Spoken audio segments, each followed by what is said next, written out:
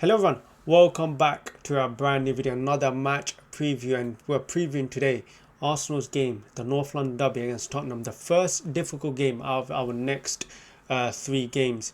And yeah, it's interesting, it's really interesting watching this as a fan because normally I'm so upbeat for the North London derby, one of the games every single Arsenal fan looks forward to seeing. But this season, I don't know whether it's the injuries, whether it's the loss against the draw against Sunderland. It's just put a damp on the mood for me personally.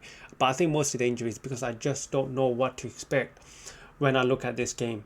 Um, you look at the rumours and the reports before the international break of a lot of Arsenal players coming back, the likes of Madueke, the likes of Odegaard, the likes of Gyökeres, so many players rumoured to come back, and now we're at a situation we don't even know who's going to be starting. We don't even know who the striker's going to be. We don't even know if we're going to have a striker at this game. So yeah, not the best situation for Arsenal. Of course, Gabriel is now out injured, which is a massive miss for Arsenal. Not just defensively as well, mostly offensively, because he's been a massive threat in set pieces.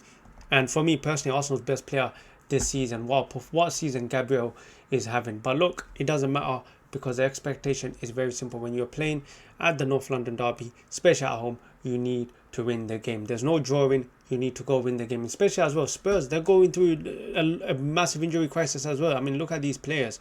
So they're also going through an injury crisis. It looks like both North London clubs are going through the injury crisis. But regardless, we're in a title race. We're playing against our rivals at the Emirates Stadium. The expectation is Arsenal need to go win the game. I'm expecting nothing less but 3 points. And let's discuss our opponents. Spurs really have just been so inconsistent this season. When you look at their games this season, they've been very good away, but poor, very poor at home. I mean, I remember watching that performance against Chelsea and just hoping to myself, I hope they play like that against Arsenal. But I think it's going to be a very difficult game. I think more difficult than some fans are expecting. Look, I know Spurs have a very poor record, especially at the Emirates Stadium, but they want to improve on it, okay? And what a game to do that. Because for me, I think this game perfectly suits Spurs, okay? Because they will sit deep, they will play a mid block, and they will hit Arsenal on the counter attack, which suits the way Spurs have been, which suits Spurs.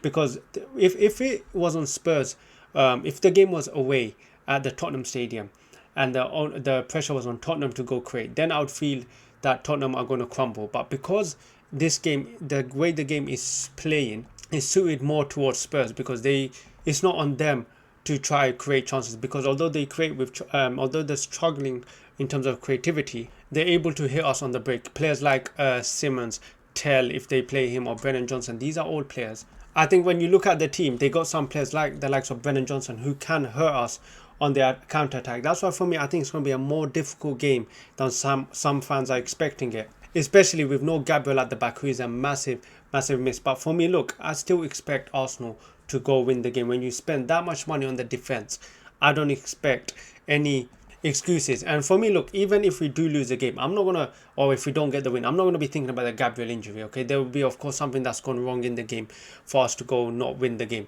But for me, I'm not gonna be thinking about the Gabriel injury, even regardless of Gabriel being injured. For me, Arsenal still have a good enough team to go win the game. It's a North London derby at home. You need to go simply win the game. And this is the first test of many difficult games coming up. We got Chelsea, we got Bayern Munich next, we got Chelsea next. And if you're struggling against Spurs, how are we going to do with the other teams? And especially Spurs, they have a lot of injuries, okay? So we're not the only ones that are going through an injury crisis. Spurs can argue they're also going through their injury crisis. So I guess in that way, it does balance it out. I have seen on social media rumours of Martin Odegaard potentially being in training. I don't know how true that is. Well, even if it is true, I'm not sure he's going to start. Most likely he will be off the bench, if anything, something similar to what we saw against Newcastle. And to be honest, I only see Odegaard really coming on if we are not winning the game, or if we need to go win the game. That's the only way I see him coming on. Apart from that, I think Arteta's going to try not to play Odegaard, or if so, maybe give him 5-10 minutes. But the main thing, my lineup. So this is my lineup going into the game.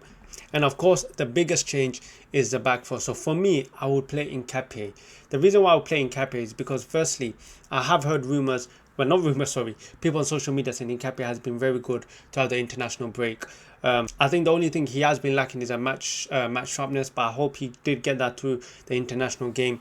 But personally for me, I think Mosquera will probably get the nod ahead. I think he's a bit more ahead in terms of his relationship building with the Arsenal players. Mosquera, of course, has played more games than Nketiah, so I do think Arteta will probably play Mosquera ahead of Nketiah. For me, I really don't mind, because I think they're both good. But for me, I would choose Nketiah. I would also choose Calafiori to play left back. With Calafiori, there are some reports Arteta has been talking about the fact that Calafiori has not trained yet.